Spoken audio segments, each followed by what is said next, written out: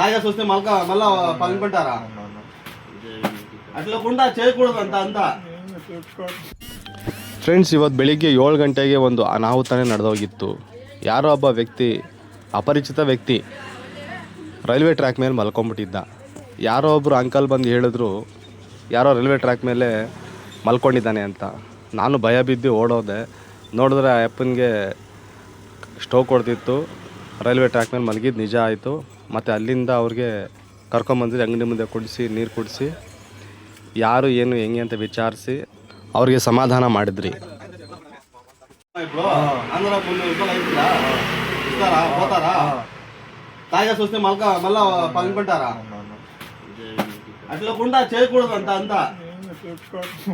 పో ఇప్పుడు బస్ పెట్టుకొని ఊరికి పో. అక్కడికి మరలా రైల్వే ట్రాక్ పైన రావద్దు.